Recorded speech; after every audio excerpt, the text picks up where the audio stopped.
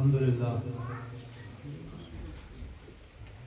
الحمدللہ اللہ تعالیٰ کا لاکھ لاکھ شکر ہے کہ مالک الملک نے آج پھر ہمیں اپنی یاد کی توفیق اور موقع عطا فرمایا اور اپنی رضا کی خاطر روشن کی سرزمین پر آنے کی توفیق عطا فرمائی۔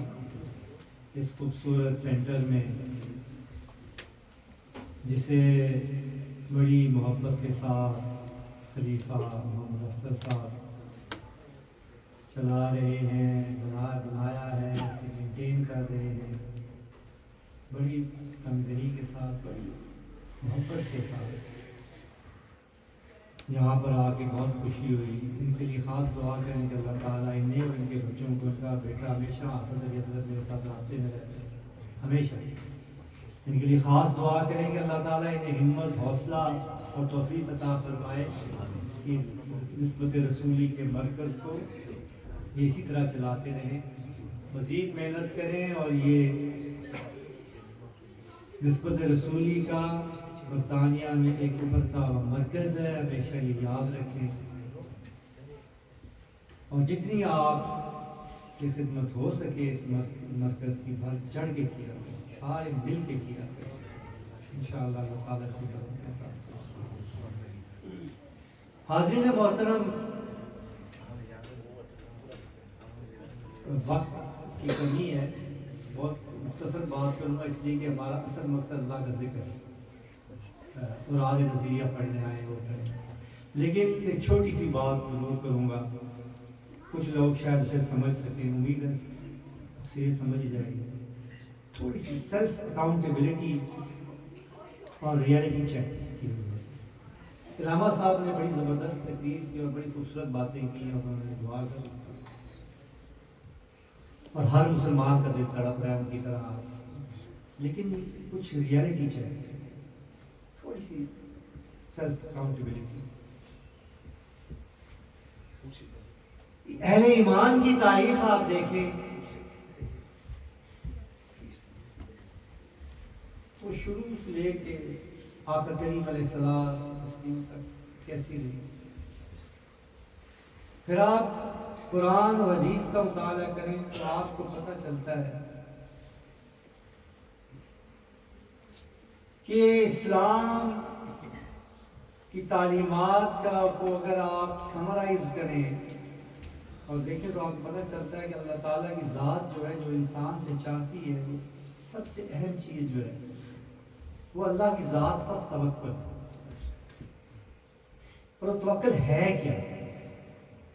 اعتماد ہے، بھروسہ ہے، اور اس بھروسے اور اعتماد کے لیے دل کیسا چاہیے، وہ کیسے دل میں یہ بھروسہ اور اعتماد پیدا ہو، اور پھر جس دل میں یہ اعتماد اور بھروسہ پیدا ہو جائے اس دل میں کیسی طاقت آ جاتی ہے، اور جب یہ طاقت آ جاتی ہے ایمان کی، یقین کی، توکل کی، بھروسے کی، اعتماد کی، تو پھر اللہ تعالیٰ کی مدد کیسے اترتی ہے؟ یہ ہمیں تاریخ انسانی اس چیز کی گواہ ہے۔ یاد رکھیں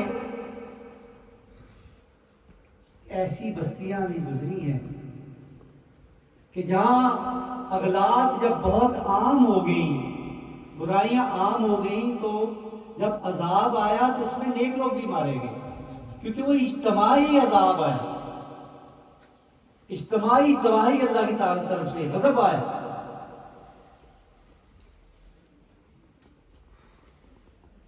یاد رکھیں سیدنا ابراہیم علیہ السلام کے پاس کوئی فوج نہیں تھی، تنہا تھے، جس کے پاس پلے بڑے، جس نے پالا، جس کو باپ کہتے تھے، وہ بھی ساتھ نہیں تھا۔ وقت کا حکمران جو خود کو خدا کہتا تھا، نمرود، وہ صف آ رہا تھا آپ کے خلاف اور کہتا تھا کل میں نکل رہا ہوں میدان جنگ میں، تم بھی اپنے آسمان کے خدا کو کہو کہ اپنی فوج لے کے آ جائے۔ تو ابراہیم نے یہ تو نہیں کہا کہ کہاں سے فوج آئے گی، ان کا ٹھیک ہے آ جاؤ میں نہیں آؤں، تنہا آ کے سامنے کھڑے ہو گئے۔ اور پھر وہ یقین کامل تھا، وہ توکل تھا، وہ ایمان کی کیفیت تھی کہ رب ذوالجلال نے آسمان سے اپنی فوج کیسے نازل کی۔ تاریخ گواہ ہے، علماء بیٹھے ہیں، آپ لوگ سب جانتے ہیں، آپ پڑھتے رہتے ہیں ساری یہ تو انبیاء کی کہانیاں، کس طرح وہ کیڑے آئے، کس طرح وہ لاکھوں کی فوج کے ساتھ چپک گئے۔ آج کے دن میں تو آپ کو پتہ بھی چل گیا ہے کہ کس طرح کی یہ وائرسز اور یہ بیکٹیریا اور یہ چیزیں آ جاتی ہیں، اور بالکل ہڈیاں وہاں رہ گئی اور گوشت کو کھا گئے، ختم۔ نمرود نے کہا کہ ابراہیم کو آگ میں پھینکو، اس وقت جو کہا حسبنا اللہ و نعم الوکیل، وہ دل تھا کہنے والا کہ جب آگ میں گئے تو آگ گلزار ہو گئی ان کے لیے۔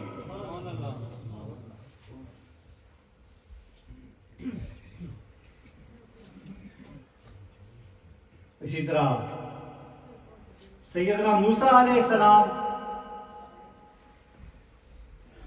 کی قوم کو دیکھیں، کتنی مظلوم تھی وہ بنی اسرائیل کی وہ قوم اس وقت کے مسلمان تھے، آپ تو ظالم نہیں کیا۔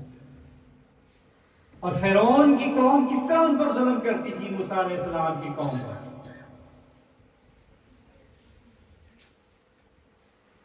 پھر جب موسیٰ علیہ السلام وہاں سے اس کو لے کے نکلے اپنی قوم کو، آگے آگے وہ قوم، مظلوم قوم، پیچھے سپاہ فرعون کی، اور جب سمندر کے کنارے، دریا کے کنارے پہنچے، قوم بھی گھبرا گئی، لوگ گھبرا گئے، پیچھے دیکھا فرعون کھڑا ہے، آگے پھاٹے مارتا ہوا سمندر ہے، یا خدا کدھر جائیں گے اب تو کوئی طریقہ نہیں بچنے کا۔ پھر توکل، یقین، ایمان، رب نے موسیٰ کو کہا کہ پانی میں لاٹھی اپنی مارو، ایک خشک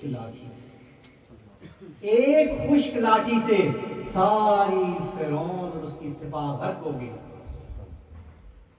سمندر میں راستہ بن گیا، موسیٰ علیہ السلام کی قوم گزر گئی، فرعونی داخل ہوئے۔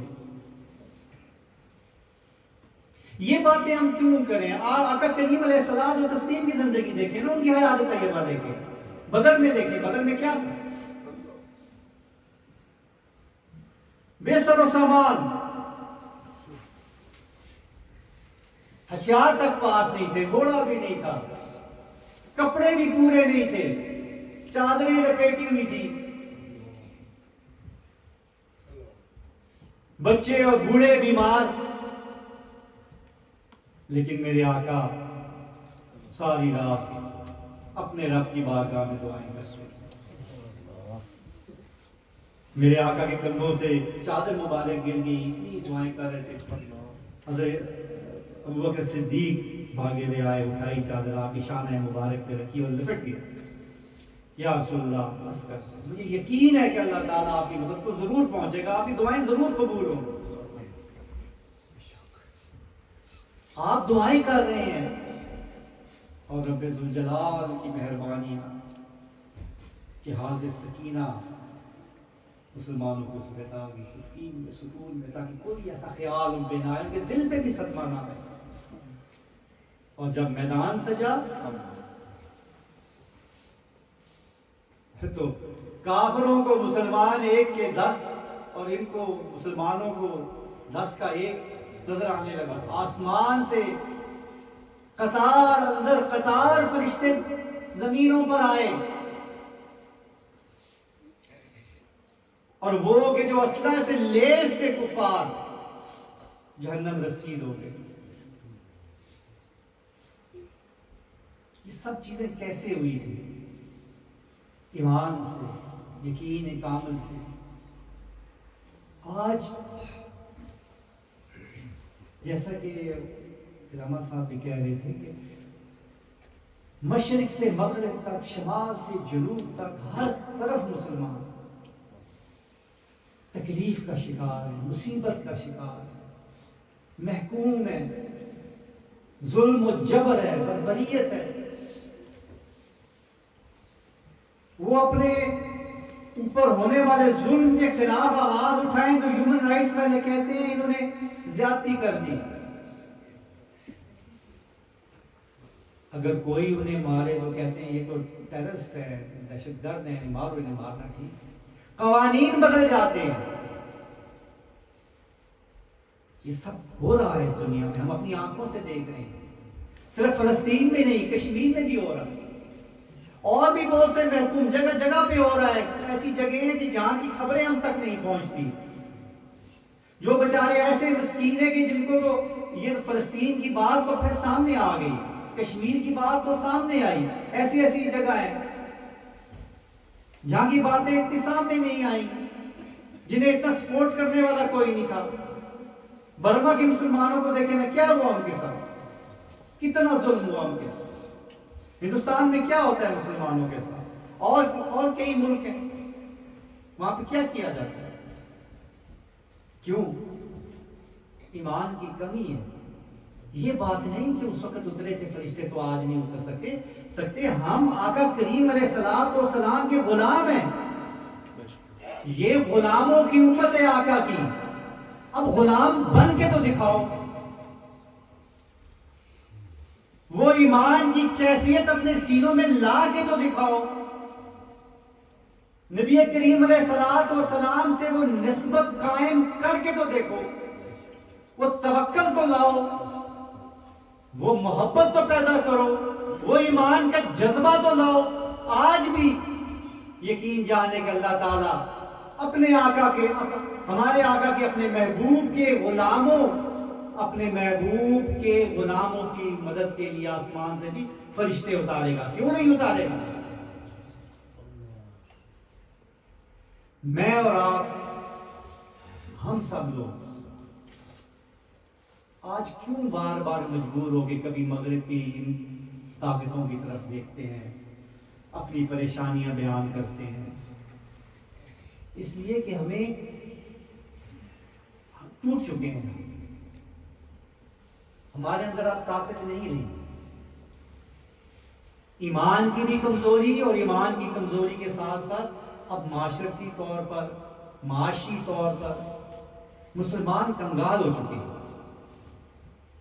اگر اب ریوائول کرنا ہے، اگر اب دوبارہ اٹھنا ہے، اب اگر دوبارہ اتحاد اپنے اندر پیدا کرنا ہے، اگر اپنے اندر پھر وہی طاقت پیدا کرنی ہے جو رسول عربی نے ہمیں عطا فرمائی تھی کہ جزیرت العرب سے لے کے نکلے مسلمان اور یورپ کے کلیساؤں تک پہنچ گئے، اگر وہ طاقت لانی ہے تو پھر اس وقت جو نسبت تھی صحابہ اکرام کو آقا کریم علیہ الصلوۃ والسلام کے ساتھ، وہ اپنے سینوں میں پیدا کرنی پڑے گی. ہمیں سن 11 ہجری والا مسلمان بننا پڑے گا. یقین جانے اگر ایسا ہو گیا تو دنیا کی کوئی طاقت اہل ایمان کے سامنے کھڑی نہیں ہو سکتی، کبھی بھی. ہر کس نے 1 ارب سے اوپر مسلمان ہے. یہ ایمان کی ہی تو کمزوری ہے کہ دنیا میں 1 ارب سے زیادہ ایک عقیدہ رکھنے والے لوگ ہوں اور اسی عقیدے کے لوگوں کو اس طرح پیسا جائے، مارا جائے، ان پہ ظلم کیا جائے. یہ کیا ہے؟ یہ ہے کہ ہم میں اتحاد نہیں ہے. ایک چیز ہم سب میں مشترک ہے عزیزان محترم، وہ آقا کریم علیہ الصلوۃ والسلام کی ذات مبارکہ ہے. اب وقت آ گیا ہے کہ اپنی فروعی اختلافات کو بلا دیں، فضول بحثوں میں نہ پڑیں، مسجد اور ممبر کو ایک دوسرے کو گالی دینے کا ذریعہ نہ بنائیں، ایک دوسرے کی ٹانگیں نہ کھینچیں. آقا کریم علیہ الصلوۃ والسلام کی امت کو متحد کریں. علماء کی، مشائخ کی سب سے زیادہ ڈیوٹی یہی ہے کہ کبھی بھی ایسی بات پر زور نہ دیں جو تفرقہ بازی والی ہو. مرچ مسالے لگا کے چند منٹ کی تقریر، واہ واہ واہ واہ لینے کے لیے ایسی باتیں کہ جو تفرقہ پھیلا دیں، آپس میں لڑائیاں، دست و گریبان، یہ کیا ہے؟ ممبر نبی پہ بیٹھے، اگر دستار پہنی بھی ہو وہ بات آپ کے منہ سے نکلے کہ جو آپ کے آقا کے غلاموں کو متحد کرے، اکٹھا کرے، ایک رسی میں پرو دے، اختلافات کو دور کرے، یہ وقت کی ضرورت ہے۔ اور یہ اسی وقت ہوگا میرے بھائیوں جب ہمارے سینے آقا کریم علیہ الصلوۃ والتسلیم کی نسبت سے منور ہوں گے، روشن ہوں گے۔ یہی ہمارا قصد العین ہے، یہی پیغام لے کے مولا شریف کا ہم آج یہاں آئے ہیں۔ اور حضرت خواجہ محمد قاسم بابا جی رحمۃ اللہ علیہ، سرکار مولی پیر نذیر احمد رحمۃ اللہ علیہ، اور غوث زمان اعلیٰ حضرت شیخ شاہ غازی پیر ہارون رشید رحمۃ اللہ علیہ کا یہی پیغام تھا، یہی مشن تھا۔ اور آپ کا یہ خادم آج یہاں جو موجود ہے، اس کی بھی میرے پیر و مرشد نے یہی ڈیوٹی لگائی ہے۔ اور انشاءاللہ ہم سب مل کے اب اللہ تعالیٰ کے ذکر کریں گے، اس یقین کے ساتھ کہ یہ ذکر جو ہے یہ سینوں کی صفائی کا ذریعہ ہے۔ یہ جب سینے صاف ہو جائیں گے تو اللہ تعالیٰ اس میں اپنے حبیب پاک علیہ السلام کی نسبت ڈالے گا۔ سینے جب صاف ہوں گے انہیں توکل کرنا آئے گا، انہیں بھروسہ کرنا آئے گا، ایمان ان کا تب ہی مضبوط ہوگا۔ ہمیشہ ذکر کیا کریں، ذکر سے کبھی غافل نہ ہو۔ جو لوگ ذکر کرتے ہیں وہ اللہ تعالیٰ کی پناہ میں ہوتے ہیں۔ بسم اللہ الرحمن الرحیم۔ بسم اللہ الرحمن